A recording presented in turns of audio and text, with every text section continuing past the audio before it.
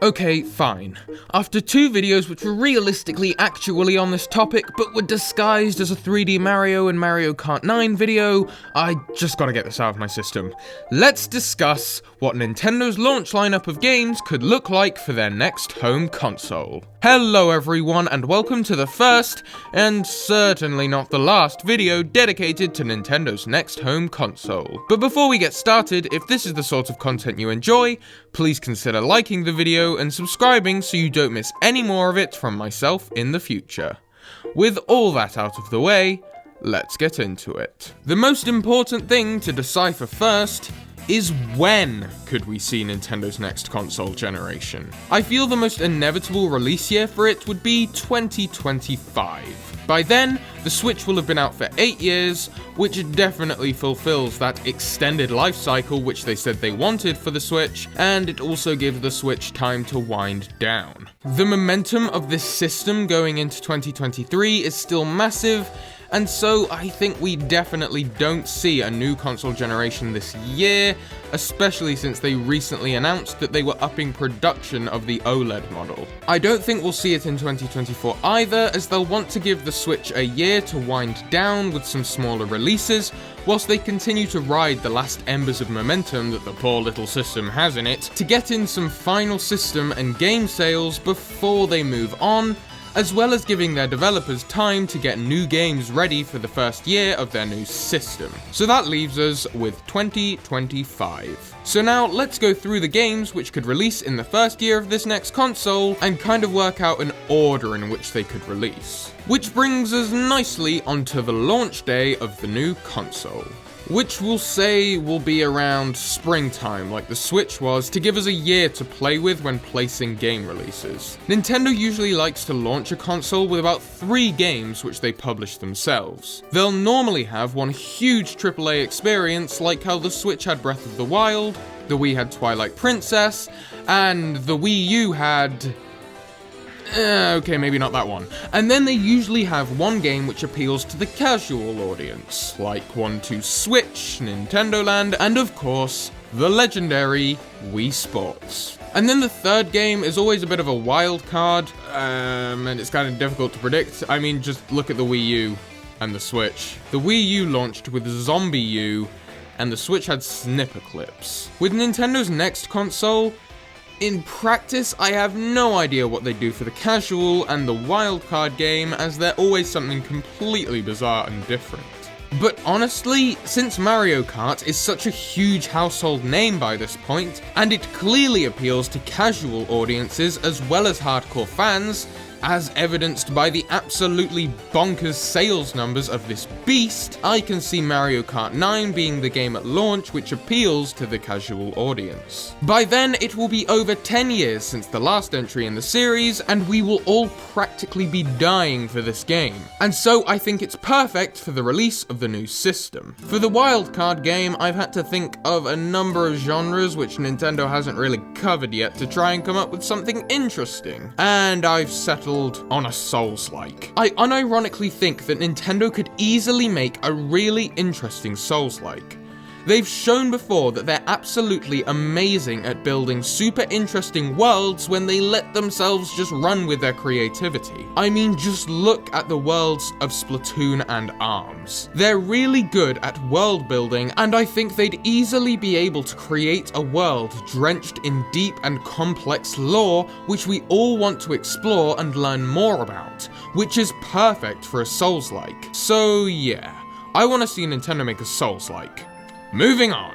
For the big AAA system seller game, which is realistically why people are going to pick up a system on launch, I think it'll either be a new 3D Mario or Metroid Prime 4. It's not going to be Zelda, as it won't be long enough since Tears of the Kingdom by this point, but I think both of these games will have the scope and appeal to push systems on launch day. Metroid Prime 4, a long-awaited space game with a huge interconnected world, and 3D Mario obviously needs no introduction.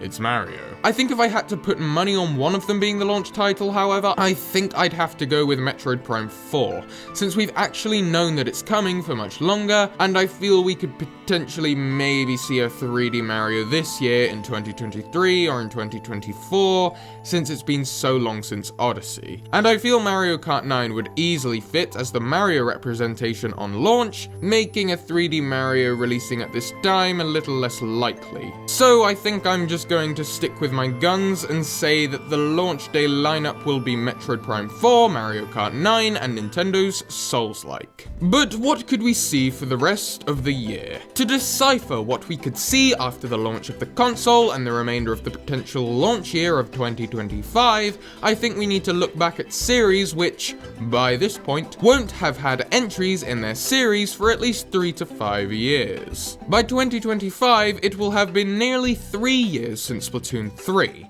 and since this series sells so well, I reckon they might knuckle down and get another one made for the launch year of the system. This definitely isn't an impossibility when you consider that the gap between Splatoon 1 and 2 was only about 2 years. But there's another game made by the same team which won't have had an entry for even longer and sells equally, ludicrously, ridiculously well, and that is Animal Crossing. After the humongous massive success that New Horizons was, I honestly think this is the game which is more likely to release in the launch year of this new console, and perhaps we won't see Splatoon until 2026. Let's say Animal Crossing would release in July, just in time for the summer. By this point, it will also be 5 years since Paper Mario the Origami King, and I feel that would fit the semi-regular Mario spin-off game slot, and could easily fit in May. But then that begs the question, will we see Metroid 6? It will have been 4 years since Dread in 2025, which is roughly the same amount of time between Mercury Steam putting out Samus Returns and then Dread.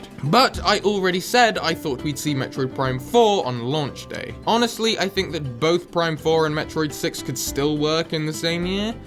Perhaps Nintendo would think that the hype of each game could help boost the sales of the other, and we would get 2 awesome, brand new, ambitious, and groundbreaking Metroid adventures in the same year. Especially since we know Metroid 6 is going to be taking the series in a brand new direction after Samus's encounters with the Metroids has officially come to a close with Metroid Dread. I think we could see this game release around October. But something is definitely missing from this launch year.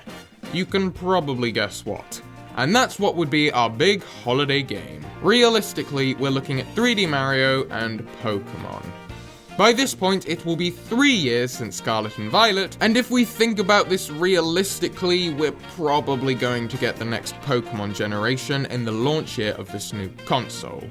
It was 3 years between Sword and Shield and Scarlet and Violet, and so 2025 having the next generation of Pokemon games, 3 years after Scarlet and Violet, as our big holiday title is simply an inevitability, new console generation or not. So does that mean there's no hope for Mario? I don't think so. If we don't see the next 3D Mario in 2023 or 2024, I think it will be releasing in the launch year of the new console. Nintendo understands that getting a huge 3D Mario out in the first year of a new console does oodles for its sales. So I think we could get both it and Pokemon as our holiday games for the launch year of the new console. They obviously wouldn't release them in the same month though. Pokemon would take its regular release month of November, and I feel Mario would release around September, so it could benefit from the holiday buzz. But by releasing at this time, it also wouldn't step on Pokemon's toes, or vice versa. So that gives us a solid launch year lineup of Metroid Prime 4, Mario Kart 9, the Nintendo Souls-like, all on launch day, Paper Mario in May, Animal Crossing in July, 3D Mario in August, Metroid 6 in October, and Pokemon to end the year in November. But what do you think the launch lineup of the new console will be like?